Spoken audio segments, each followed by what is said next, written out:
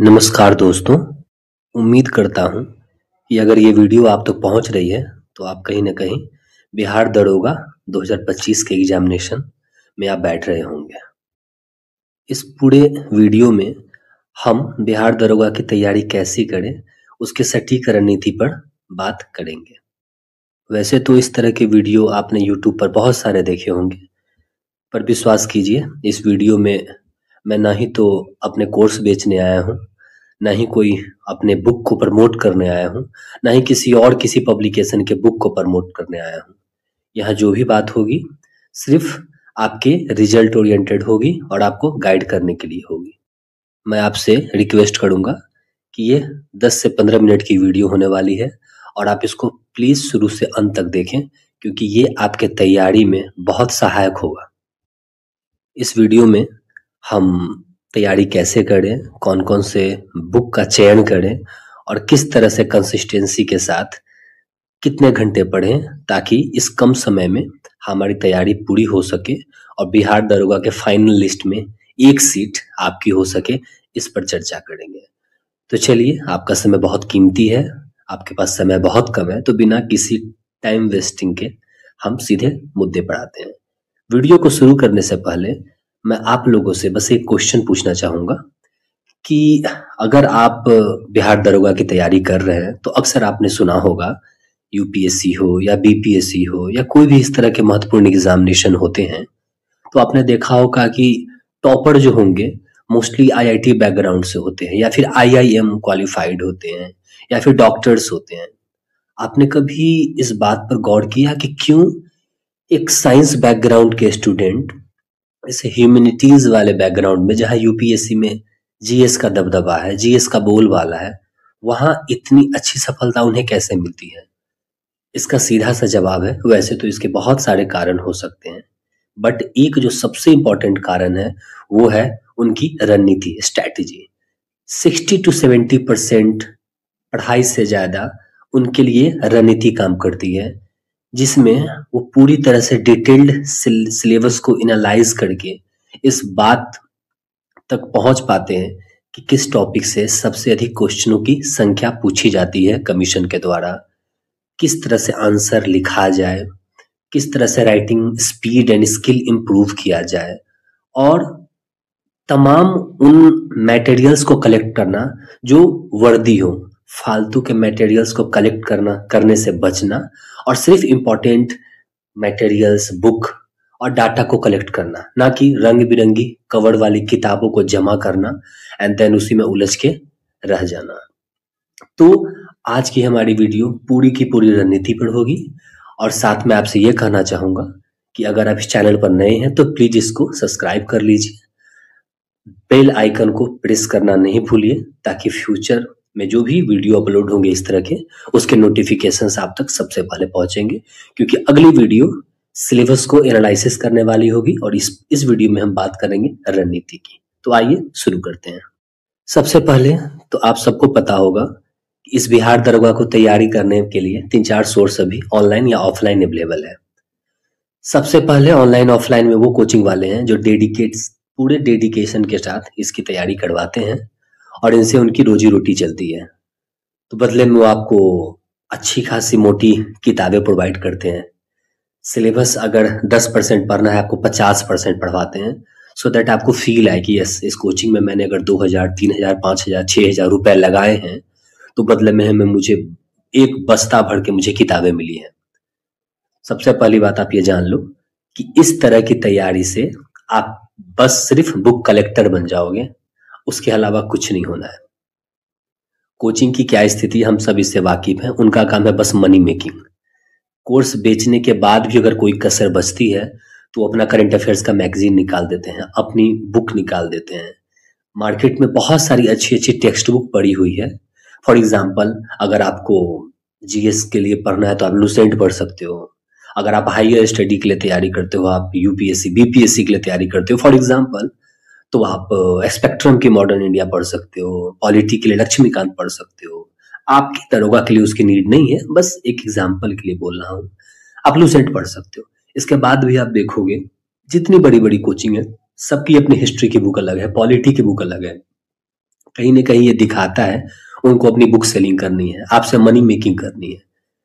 जब हम तैयारी कर रहे होते हैं ना, तो हम बहुत कमज़ोर अपने लाइफ़ के सबसे वीक फ़ेज़ में होते हैं, जहाँ हम सब कुछ छोड़ कर के सिर्फ़ तैयारी पर फ़ोकस होते हैं और इन्हीं कमज़ोरी का फ़ायदा कोचिंग वाले उठाते हैं। ये कोई छिपी हुई बात नहीं है। अपने बुक और अपने मटेरियल्स और ना जाने क्या-क्या, कोई तो अपने ब्रांड का बैग बेचता है, कोई पेन बेचता है और मेनी थिंग्स।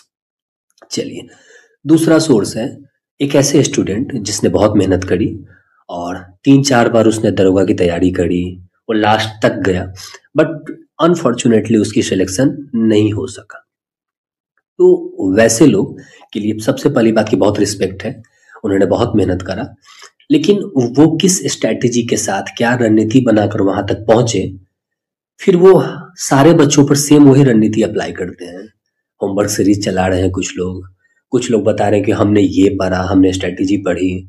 मैंने तो यहाँ तक देखा है कि कुछ लोग अपने नोट्स को पढ़ा रहे हैं कि देखिए मैंने भारत के प्रमुख पठार यहाँ से पढ़े, महासागरीय जलधारा ओसेनिक करंट मैंने यहाँ से पढ़े, कौन कौन से घास के मैदान है मैंने वो पढ़े, उससे क्वेश्चंस आते हैं। मैं आपसे पूछना चाहता हूँ, क्या लुसेंट का जनरल स्टडी सब्जेक्टिव बुक के अंदर क्या नहीं है? इन सारी चीजों का है। क्या उनके नोट्स में सिर्फ भारत के गवर्नर जनरल को दिया गया है? नहीं। उससे कहा सिर्फ उनके नोट्स में इस तरह के टॉपिक दिए हुए हैं? जी नहीं। लुसेंट के जनरल स्टडीज किताब में आप देखेंगे इन सारे टॉपिक को कहीं ज्यादा डिटेल्ड में एक्सप्लेन किया हुआ है। तो उन्होंने मेहनत करा, वहां तक पहुंचे, उसके लिए बहुत रिस्पेक्ट है, बट अपनी रणनीति आप किसी और पर थोप नहीं सकते हैं। हो सकता है जो प्लान आपके लिए बेस्ट हो दूसरों के लिए वो काम ना करे, आपकी मेमोरी अलग हो, आपकी सिटिंग कैपेबिलिटी डिफरेंट हो, आपका माइंडसेट अलग हो। हर व्यक्ति का एक अलग अलग अपना इंडिविजुअल कैरेक्टर होता है, इंडिविजुअल पर्सनालिटी होता है। तो आप अपने स्ट्रैटेजी जिससे आप बार बार सफल हुए दूसरों पर आप अप्लाई नहीं कर सकते। एक तीसरा पक्ष तैयारी कराने में वो है जो ऑलरेडी दरोगा बन करके ऑलरेडी कहीं सेटल्ड है, जॉब कर रहे हैं, पैसे आ रहे हैं, उन्होंने एक बड़ा सा डिजिटल बोर्ड खरीदा, एक प्रॉपर एक कमरा का सेटअप किया, 3-4 लोगों की टीम रखी और कभी कभी खुद बीच में आकर के मोटिवेट कर दिया, बना दी, और एक पैसिव इनकम का सोर्स जनरेट करना उनका मेन लक्ष्य होता है। आपको अच्छा लगे या बुरा मुझे नहीं पता, बट आई नो कि उनका मुद्दा आपके सिलेक्शन से नहीं है, वो सिलेक्ट होकर वहां बैठ गए हैं, सिलेक्शन से उनका कोई इंटरेस्ट नहीं, बस उन्हें पैसिव इनकम जनरेट करना है। और आप लोग जो कि एक फुल टाइम स्टूडेंट हैं, उनके लिए सबसे बड़ा मोटिवेशन होता है कि वाओ यार, कोई अगर वर्दी में बैठ के वहां पढ़ा रहा है, वो खुद सेलेक्टेड है, तो उससे बेहतर कौन पढ़ा सकता है? जी नहीं। एक सफल व्यक्ति से कहीं ज्यादा आपको गाइड एक असफल व्यक्ति कर सकता है, इस बात को आप गांठ बांध लें। तो चलिए, अब हम लोग दरोगा के रणनीति के बारे में बात करेंगे कि क्या हमारी स्ट्रैटेजी होनी चाहिए, किस तरह से हमें आगे के लिए प्रिपेयर करना है। हमारे पास बहुत कम टाइम है, तो उस कम टाइम को कैसे यूटिलाइज करके अपना रिजल्ट पक्का करें। सबसे पहली बात कि अगर हम इम्पोर्टेंट बुक्स फॉर बिहार दरोगा एसआई एग्जामिनेशन 2025 की बात करें, तो जो पहला रिसोर्स होने वाला है, एकमात्र रिसोर्स, लुसेंट जनरल स्टडीज। जी हाँ, आपने बिल्कुल सही सुना, लुसेंट जनरल स्टडीज। इसमें सारे सब्जेक्ट दिए हुए हैं, हिस्ट्री, पॉलिटी, ज्योग्राफी, उसके बाद साइंस, फिजिक्स, केमिस्ट्री, बायोलॉजी और न जाने क्या क्या, इकोनॉमिक्स, एवरीथिंग। तो आप बिना किसी भटकाव में बचे हुए, बिना किसी कोचिंग के मोटे मोटे मटेरियल्स को पढ़कर अपना टाइम बर्बाद करना, जो कि 2 महीने में भी शायद समाप्त ना हो, आप लुसेंट लें। अपने साथ जहां जाए वहां लुसेंट कैरी करें। आप बाहर घूमने जा रहे हैं, आपको लग रहा है कि वहां हाफ एन आवर आपका टाइम बचने वाला है, लुसेंट का एक टॉपिक एटलीस्ट देख ले। क्योंकि जब आप प्री का एग्जाम दे रहे होते हैं ना, तो वहां पर मन से लिखना नहीं होता है, आपके पास ऑप्शंस होता है, तो एटलीस्ट आप रिकॉल कर पाएंगे कि ओ शायद एक माइंड मैप होगा कि इसका मैंने ये पढ़ा था, तो आप कर पाएंगे। तो no doubt Lucent general studies पढ़िए, और जीके के लिए कोई सोर्स पढ़ने की आवश्यकता नहीं है। बिलीव मी, जितने भी मार्केट में मटेरियल्स आपको अवेलेबल है, सब कहीं ना कहीं लुसेंट से ही निकला हुआ है। चलिए, अब हम अपने सेकेंड बुक लिस्ट की तरफ देखते हैं। तो सेकेंड बुक लिस्ट है ईयरली करंट अफेयर्स बुक्स। जी हाँ, आप किसी भी कोचिंग का, किसी भी ब्रांड का, कोई भी पब्लिकेशन हो, आपने एक ईयरली करंट अफेयर्स बुक्स ले लेनी है। एक स्टूडेंट के लिए जो हर सब्जेक्ट की तैयारी कर रहा है, प्रैक्टिकली ये पॉसिबल शायद ही बहुत कम हो पाता है कि वो डेली वाइज करंट अफेयर्स पढ़े, और उसको वो रिसोर्स अवेलेबल भी नहीं होता है। तो एग्जाम से एक महीना पहले आपने, मेरे हिसाब से, स्पीडी एक मैगजीन आती है, आपने उसको लेना है और थ्रू आउट एक ईयर का जो करंट अफेयर्स है आपको देख लेना है। अब बात आएगा कि सर ये मैगजीन लेना जरूरी है ये? क्योंकि यूट्यूब पर आप देखेंगे बहुत सारे ऐसे यूट्यूबर्स हैं जो बुक को रीड करते हैं। मैं आपसे पूछना चाहता हूँ और इस बात की गारंटी लेता हूँ, अगर आप 1 घंटे अगर आप किताब को पढ़ें तो जितना पढ़ पाएंगे, जितना समझ पाएंगे, वो सेम 1 घंटे का कंटेंट यूट्यूब पर 4 घंटे में देगा। तो अगर आपको टाइम अपना किल करना है, अगर आप टाइम पास कर रहे हो, बिल्कुल कान में ईयरफोन लगाओ, आप करंट अफेयर्स की वीडियो देखो उनकी, और वीडियो देखते देखते स्क्रॉल करके रील्स देखो और फिर कहाँ से कहाँ चले जाओगे ये आप बेहतर समझते हैं। तो प्लीज किताब से पढ़िए। हाँ, अगर आपके पास पैसे की भी इतनी दिक्कत है कि आप इस 50-60 रुपए की किताब नहीं खरीद सकते तो कोई बात नहीं, तब आपके लिए मैं सपोर्ट में हूँ। आप जाइए वीडियो देखिए, बट प्लीज कंट्रोल रखिए कि वीडियो देखने गए और आप वहां पर गाने और शॉर्ट्स की दुनिया में न खो जाए। Otherwise book is very good. तो ईयरली करंट अफेयर्स की बुक एक ले, उसको पढ़े। तीसरा रिसोर्स होने वाला है प्रीवियस ईयर क्वेश्चन पेपर्स। जी हाँ, ये सबसे महत्वपूर्ण है। आपको पता होगा कि आप जब प्रीवियस ईयर क्वेश्चन पेपर को एनालाइज करते हैं, किसी भी पब्लिकेशन का आप ले लें, इतना याद रखें कि उस पब्लिकेशन के जो उत्तर होंगे क्वेश्चन और उसके जो उत्तर होंगे मिसप्रिंट ना हो, अशुद्धियां ना हो उसमें। आप ले, अच्छे से पढ़ें, उसके पीछे पेज पर दिए गए एक्सप्लेनेशन को पढ़ें, और आप बिलीव मानिए 60% से ज्यादा क्वेश्चन रिपीट होते हैं पिछले 10-15 साल के क्वेश्चंस आए हुए हैं उससे। ये सिर्फ क्वेश्चन को रिपीट करने का काम नहीं करते हैं, बल्कि आपको एक आइडिया भी देते हैं कि जीएस में किस टॉपिक से, या फिर जीएस के अंदर एक हिस्ट्री सब्जेक्ट है, उस हिस्ट्री के अंदर भी बहुत सारे टॉपिक हैं, उस टॉपिक में से किस टॉपिक से क्वेश्चनों की संख्या अधिक है। तो इससे आपको एक रास्ता मिलता है, आपको रणनीति बनाने का मौका मिलता है कि जी हाँ, जब मैं हिस्ट्री पढ़ रहा हूँ तो मैं इस टॉपिक को सबसे पहले कंप्लीट करूंगा क्योंकि इससे सबसे अधिक क्वेश्चंस आते हैं। तो इस तरह से हर एक सब्जेक्ट में आप केस करके, अपनी स्ट्रेटेजी बना करके, आप स्मार्ट स्टडी करके 8-10 घंटे जो पढ़ाई करने का जो एक सिलसिला है उसको अवॉइड करते हुए आप 3 से 4 घंटे बैठ करके आप सिलेक्शन ले सकते हैं। तो प्रीवियस ईयर क्वेश्चन पेपर को आपको रट लेना है 1 से लास्ट पेज तक, इस बात में कोई कमी नहीं होनी चाहिए। लुसेंट थोड़ा बहुत अप एंड डाउन कर लेंगे चलेगा, बट ये कंप्लीट करना है अगर तैयारी में आपको फाइनल सिलेक्शन लेना है तो। अपने चौथे सोर्स पर मैं आता हूं, कोई भी प्रैक्टिस सेट। दोस्तों आप सभी को पता होगा प्रैक्टिस सेट से क्वेश्चन नहीं लड़ती है एग्जामिनेशन में, प्रैक्टिस सेट से क्वेश्चन नहीं लड़ती है। प्रैक्टिस सेट सिर्फ इस बात के लिए है कि जब आपके सामने 100 क्वेश्चन, 150 क्वेश्चन अगर आए तो आपको कैसे स्पीड मेंटेन करना है, किन टॉपिक को पहले टच करना है, वो आपको पता होना चाहिए, और कैसे कॉन्फिडेंस को गेन किया जाए, इसके लिए प्रैक्टिस सेट होता है।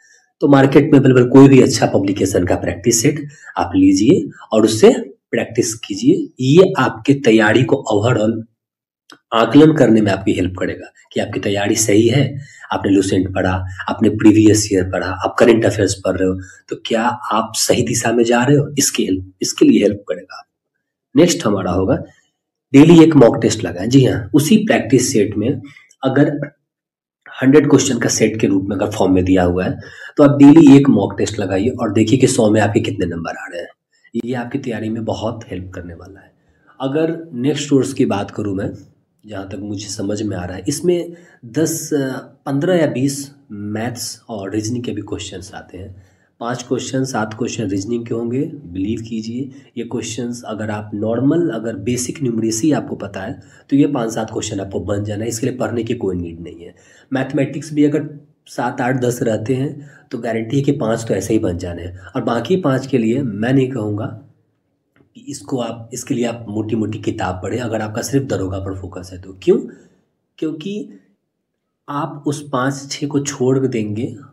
अगर आपकी मैथ बहुत अच्छा है तो आपको पता होना चाहिए कि मैथ्स उतना लेवल का आता ही नहीं है, बहुत लो लेवल का रहता है, पिछली सारे के सारे मैथ रीजनिंग बनाएंगे। अगर आपका मैथ्स बहुत वीक है, तो आप यहाँ 5 नंबर के लिए बहुत स्ट्रगल करने से अच्छा है जीएस में आप अपना बेस्ट दे दो किसी टॉपिक पर, ताकि वहाँ पे स्कोर कर सको। ये एक तरीका है। अदरवाइज आर एस सरवाल की बेसिक बुक है, आप profit loss, time work, SICI, ये कुछ खास टॉपिक है जिसमें विद्यार्थियों को अधिक परेशानी होती है, आप वहाँ से कर सकते हो। नेक्स्ट है कंसिस्टेंसी। आपको अपने थ्रू आउट जर्नी में कंसिस्टेंसी बना के रखनी है। इसका ये मतलब है कि आप अगर 5 घंटे डेली पढ़ते हैं तो आप उस 5 घंटे को डेली बनाए रखें। ये ज़रूरी नहीं कि किसी दिन आपने पढ़ लिए 17-18 घंटे, नींद को एकदम छोड़ के, खाना पीना छोड़कर एकदम टॉपर की तरह, और एक दिन आपने 18 मिनट भी नहीं पढ़ाई की आपने। तो प्लीज़ आपको 18 घंटा नहीं पढ़ना है, आपको 2 घंटे भी नहीं पढ़ने हैं, आपको 3-4-5 घंटे ऐसे एक सेट करना है। लेकिन हर हालत में जब तक आपका एग्ज़ाम जनवरी में कंडक्ट नहीं हो जाता, इस फ्लुएंसी को बनाए रखना है। आपको डेली कंसिस्टेंसी के साथ वो टाइम देना है, फिर देखिए आपका रिजल्ट कैसे नहीं होता है। नेक्स्ट मैं आपसे ये कहना चाहूँगा कि कोचिंग का बाज़ार बहुत गर्म है, और लोग यहाँ पर आपको हमेशा अपने कोर्स बेचने के लिए आपको मोटिवेट करते हैं, आपको उनके बुक्स मटेरियल्स को खरीदने के लिए मोटिवेट करते हैं। प्लीज़ आप खुद पर ट्रस्ट कीजिए, इन सारे रिसोर्स को कंप्लीट कीजिए। दरोगा का एग्ज़ाम जब आप देकर आएंगे तो आप यही वीडियो पढ़ा के कमेंट करना कि सर आपकी स्ट्रेटेजी काम आई, और मेरा पीडी क्वालिफाई हो रहा है। और मेंस के लिए भी सेम स्ट्रेटेजी है, कोई डिफरेंट स्ट्रेटेजी नहीं, सबसे बड़ी बात ही है। मेंस के लिए कोई अलग से वीडियो नहीं आने वाली है कि आप ऐसा करो वैसा करो, मेंस पर सेम स्ट्रेटेजी होगा। अगर आपका फिजिकल बहुत अच्छा है तो बहुत बढ़िया, नहीं तो अभी से आप थोड़ा थोड़ा छोटा छोटा रनिंग ले सकते हैं, मॉर्निंग में उठ करके अपने टाइम टेबल को सही कर सकते हैं। और याद रखिए, अपने पढ़ाई को कभी टाला मत कीजिए कि हाँ ठीक है मैं सुबह उठूँगा, नाश्ता करूँगा, फिजिकल फिटनेस के लिए फील्ड पर जाऊँगा और रात में पढ़ाई करूँगा। जी नहीं, आपके उठने के साथ 4-5 घंटे का जो टाइम है पढ़ाई का, जो भी आपने सेट कर रखा है, सबसे पहले उसको कंप्लीट करेंगे, देन फिर कुछ अलग काम करेंगे। सबसे पहले वो टारगेट अचीव करना है हमें जो हमने सेट कर रखा है। ये नहीं कि पढ़ाई को सबसे लास्ट में रखते हैं और बाकी चीज़ें पहले कर लेते हैं, ऐसा नहीं करना है। आप अच्छे से पढ़ाई कीजिए, मैं अपने अनुभव के आधार पर आपको गाइड कर रहा हूँ और ये काम करेगा। ये आप एक रणनीति बनाइए। नेक्स्ट हमारी वीडियो सिलेबस के एनालिसिस पर होगा, जिसमें हम इस टॉपिक पर बात करेंगे कि अगर हिस्ट्री है तो हिस्ट्री में सबसे पहले हमें कौन सा टॉपिक पढ़ना चाहिए जिससे सबसे अधिक क्वेश्चंस आते हैं, और इसी तरह का एनालिसिस हर एक वीडियो के रिगार्डिंग। साथ ही में अगर हम बात करेंगे AEDO के बारे में, SSC CGL के बारे में कि किस तरह से इनकी तैयारी करें, BSO की तैयारी कैसे करें, BPSC की तैयारी कैसे करें, तो आपको अगर ये वीडियो अच्छी लगी हो तो प्लीज़ चैनल को सब्सक्राइब कीजिए और बेल आइकन को प्लीज़ प्रेस कीजिए। इस तरह की इन्फॉर्मेटिव वीडियो आप तक पहुंचती रहेंगी। Thank you so much.